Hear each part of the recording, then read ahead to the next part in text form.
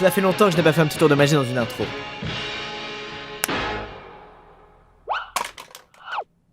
Voilà qui est mieux, n'est-ce pas? Clément, ne me dis pas que t'as fait exprès de pas faire le cut au bon moment au montage pour que les gens découvrent les secrets de mes tours de magie.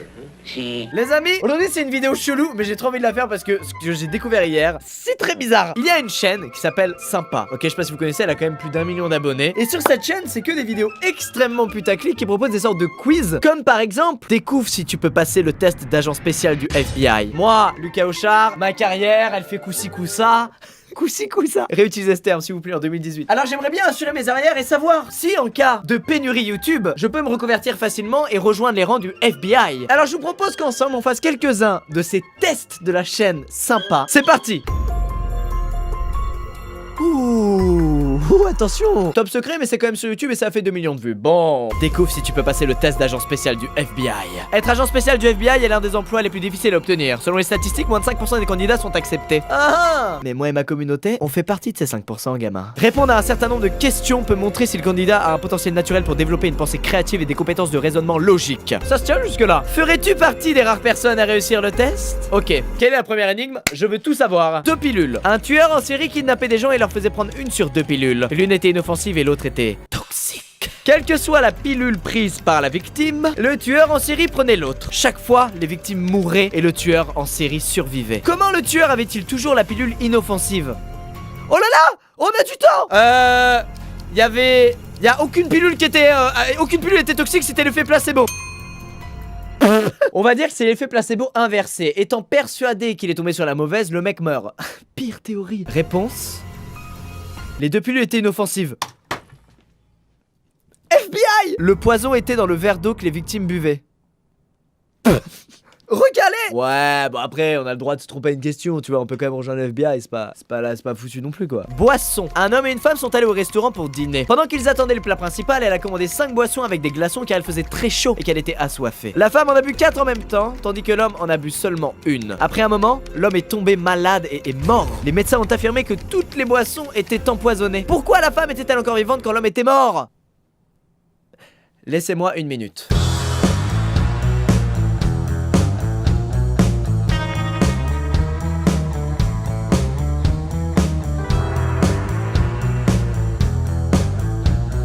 Ok, je sais. Cette femme a voulu tuer son mari pour toucher l'assurance vie. Elle est donc responsable du poison présent dans chaque verre et dans l'intestin de son mari et a décidé de prendre un antidote avant de boire les boissons. Regardez la réponse. Le poison était dans les glaçons.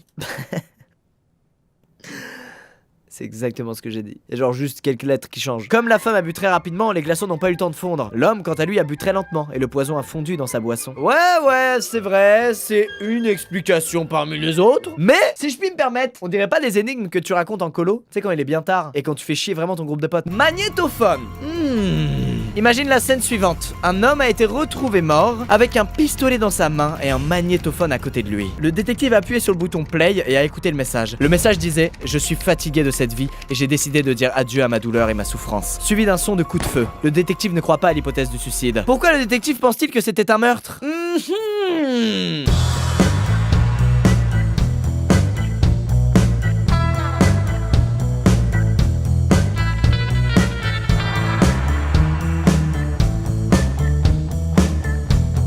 Ok, j'ai la solution. Ce que vous voyez à côté du corps, ce n'est pas du tout un magnétophone. C'est un poste de radio à l'ancienne. Quand l'enquêteur est arrivé sur les lieux du crime, il se trouve que cette radio envoyait de la musique. Celle des Black Eyed Peas qui s'appelle Let's Get It Started. Let's Get It Started qui veut dire laissons-le commencer. Laissons-le commencer quoi? L'enquête. De qui parle-t-il? De l'enquêteur. Tout cela n'est qu'un jeu. L'homme allongé n'est pas mort, il s'agit d'un mannequin. Ça, l'enquêteur n'en sait rien puisqu'il n'est pas médecin légiste. Tout cela n'est qu'une vulgaire mise en scène de la part de quelqu'un qui souhaite jouer avec la police sans tuer personne. C'est bon? Réponse. Si l'homme s'est suicidé, comment aurait-il pu rembobiner la cassette jusqu'au début? La réponse elle est tellement pourrie. Ouais mais mec, nous on est trop jeunes pour ça. Moi magnétophone, j'ai cru que c'était un lecteur de CD. Bah non, si c'était un lecteur de CD, ils auraient dit lecteur de CD. Donc je cherche des excuses, voilà, c'est bon. Bravo à tous ceux qui ont eu la bonne réponse, encore une fois. Pour être honnête, bon sur ça j'ai pas trop réfléchi, j'ai pas fait d'effort. Allez on y va. Mystère de Noël. Un détective était en garde pendant les vacances de Noël. Et le matin du 25 décembre, il a reçu un appel et s'est rendu chez quelqu'un. Il a sonné à la porte et 1 minute plus tard, un propriétaire de maison encore à moitié endormi a ouvert cette dernière. Le détective a dit: votre voisin dit qu'hier, lors du réveillon de Noël, il est venu chez vous pour faire la fête et pendant qu'il était là, vous êtes rentré dans sa maison et vous avez volé des objets de valeur. Bah tiens, c'est pas gentil ça. Le propriétaire a répondu: ce n'est pas vrai, notre famille a célébré le réveillon de Noël chez des amis, nous avons à peine eu le temps de décorer notre arbre de Noël. Le détective a déclaré: pas d'inquiétude, il est assez évident pour moi que votre voisin est un menteur. Comment le détective savait-il?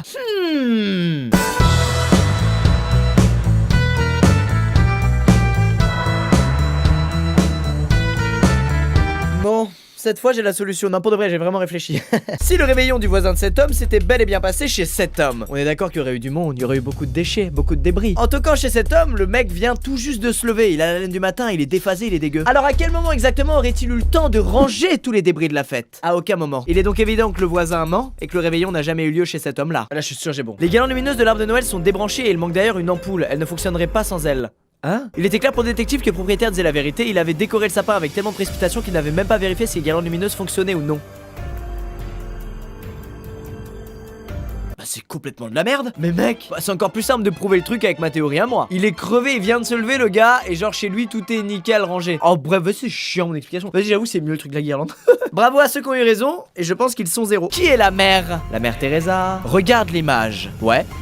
Je regarde bien là. Il y a deux dames dans une pièce qui sont assises l'une en face de l'autre, tandis qu'un petit garçon joue par terre. Qui, selon toi, est la vraie mère de l'enfant? Celle de gauche parce que l'enfant il est en train de jouer vers la meuf de gauche. Voilà, c'est une explication naze. Réponse: la mère de l'enfant est la dame à gauche, elle est assise avec ses jambes dirigées vers l'enfant. Wouh! C'est exactement ce que j'ai dit mais dans l'autre sens. L'enfant dirigé vers la maman. Putain, je peux intégrer le FBI bro. La posture de la femme à gauche est protectrice, légèrement inclinée vers l'avant. Il est naturel pour les petits enfants de faire face à leur mère si elle est là lorsqu'ils jouent ou font une activité. Waouh, c'est exactement ce que j'ai dit. Oh non, c'est fini, je suis dégoûté. Alors je peux dire un truc, c'est ma vidéo donc oui, de toute façon déjà. Dans ce dernier truc, c'est vraiment de l'analyse du comportement et ça existe vraiment dans la vraie vie. Vraiment, vous pouvez savoir un petit peu les intentions des gens juste en analysant leur comportement, leur posture, leur manière de bouger, leur gestuelle. Parce que inconsciemment, on envoie des tas de messages avec notre corps involontairement. Voilà, ça intéresse très peu de gens. Oh oui, là 6 jours, le deuxième test pour rejoindre le FBI, bah oui. Un serial killer, ouais c'est en anglais, c'est parce que pour rejoindre le FBI il faut parler anglais, ils testent du coup notre anglais, bah, pas de panique. Un serial killer a invité une future victime chez elle. Ils ont mangé ensemble après quoi elle lui a offert une pomme. Ok. La victime ayant dit qu'elle n'avait plus faim, le tueur a coupé la pomme en deux pour qu'il la partage. Ok. Ils ont tous les deux commencé à manger leur morceau de pomme, mais aussitôt l'invité a mangé la pomme, aussitôt elle est décédée. Pourquoi l'un des deux est mort et l'autre a survécu? Ok, elle avait éclaté les pépins en petits morceaux. Non, c'est de la merde ma théorie. Ah ça y est, je sais. Oh ça y est je sais. Elle a empoisonné un seul côté de la lame du couteau. Du coup en coupant la pomme ça a juste empoisonné un côté de la pomme. Oh mec je suis sûr c'est ça. Oh c'est sûr j'ai la bonne réponse. Oh, le tueur a utilisé un couteau qu'elle a empoisonné seulement d'un côté de la lame. Mec, je vous jure, je suis trop content. C'est incroyable. Ok, deuxièmement, un mystère chimique. Vous avez vu là, je m'échauffe. Oh, je rigole plus, je suis dans la cour des grands là. Je suis dans la cour des enquêteurs. Oh putain. Un chimiste célèbre a été retrouvé mort dans son laboratoire. La police savait que 2 personnes étaient impliquées dans le meurtre. Et il y avait 5 suspects: Félix, Joshua, Nicolas, Nathan et Peter. La police a trouvé une note écrite par le chimiste. 26 3 58, 28 27 57 16. Bah, ça c'est des trucs du tableau des éléments. Faut juste regarder. Attends, parce que non mais t'as le droit de faire ça pendant le test du FBI. Si vous en faites pas, regardez. Alors 26 3 58. Feu. Félix et 28 27 57 16 Nicolas. Voilà, donc c'est Félix et Nicolas. Mais mec, on dirait un exercice de physique-chimie de 3ème quoi. C'est scandaleux. C'est pas du tout pour aller au FBI mec. Ok, 3ème énigme, c'est pas grave. Meurtre chez soi. Un homme a été retrouvé mort le dimanche après-midi. Au moment où le meurtre a été commis, il y avait 4 personnes dans la maison. 4 suspects potentiels, Jackson. La femme, le cuisinier, la bonne et le jardinier. Chacun a dit à la police qu'il était en train de faire au moment du meurtre. La femme a dit: j'étais en train de lire un livre. Le cuisinier a dit: j'étais en train de cuisiner un breakfast. Mais est-ce que quand il est mort c'était pas après le breakfast? Alors t'étais en train de cuisiner un breakfast à une heure qui ne correspond pas au moment où on mange le breakfast? Tu me prends pour un con. Je t'aime pas toi. La bonne a dit: j'étais en train de mettre la table. Et le jardinier a dit: j'étais en train d'arroser les plantes. Qui est le meurtrier et comment la police a su? Alors déjà vous travaillez tous beaucoup trop bien. Ce n'est pas possible. Il y a forcément l'un de vous qui a mytho et qui était en train de faire autre chose que ce qu'il devait faire parce que c'est un voyou. C'est quoi franchement, je la joue dans les temps et tout, c'est le cuisinier. Je sens pas, non mais tu cuisines pas, il était trop tard pour cuisiner, c'est sûr. Oh tu vois? Pourquoi enquêter quand à l'instinct ça passe? Le cuisinier l'a fait. Tu ne cuisines pas le déjeuner dans l'après-midi. Bah oui, tu le cuisines avant. Mais j'aurais dû mettre dans le titre pour les moins de 7 ans là sur celui-là. Argent volé. Oui j'écoute bien sûr. Encore les mêmes, c'est le cuisinier. C'est le cuisinier, c'est sûr, c'est toujours lui. Un homme a mis un billet de 100 $ sur une table, puis est allé travailler. Quand il est revenu, la monnaie avait disparu. Il a 3 suspects, le cuisinier, la bonne et l'électricien. Le cuisinier a dit, j'ai mis le billet sous un livre pour le mettre en sécurité. La bonne a dit, j'ai mis le billet dans le livre entre la page 10 et 11 pour le mettre en sécurité. Non mais attends, non mais déjà, il a tous ces gens là chez lui. Le billet, tu peux le mettre sur la commode en évidence, ils sont pas censés te le voler. Donc ils sont pas censés te le mettre en sécurité, ton putain de billet. C'est un gros problème de confiance là entre ces gens, on est d'accord? On reprend.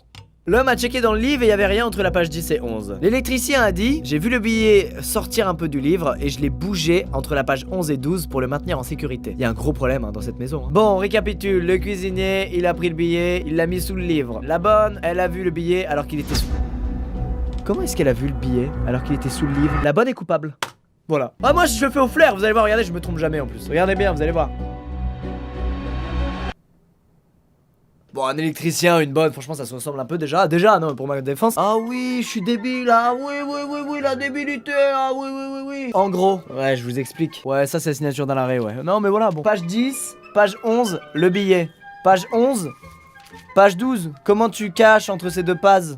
J'arrive plus à articuler aujourd'hui. Ok putain, c'est la dernière énigme de la vidéo. Le FBI m'a dit que si on passe celle-ci, on peut rejoindre ses rangs. Alors on se concentre s'il vous plaît. Du froid sur les fenêtres, c'est le nom. Ben a été retrouvé mort dans son étude par son ami John. John a alors appelé la police et leur a dit ce qui s'était passé. Il a dit, j'ai vu une lumière qui venait de sa chambre. J'ai décidé d'aller voir de dehors s'il était là. Il y avait du givre sur la fenêtre. Alors je l'ai essuyé et c'est là que j'ai vu le corps. J'ai alors enfoncé la porte de la pièce pour vérifier ce que j'avais vu et je suis tombé sur le corps de mon ami. J'ai immédiatement appelé la police. L'officier a immédiatement su que John mentait.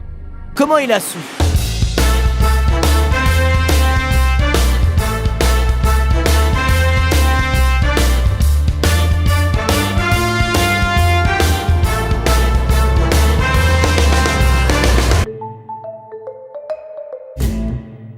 J'ai la réponse. L'ami est coupable, car plutôt que d'appeler la police au moment où il a vu le corps de son ami étendu sur le sol, il a préféré entrer, ce qui est totalement illogique. Il aurait dû appeler la police avant. Nous allons peut-être rejoindre le FBI. Le givre d'une fenêtre se forme du côté qui est à l'intérieur de la pièce et non pas à l'extérieur. John n'aurait donc pas pu essuyer le givre pour voir son ami.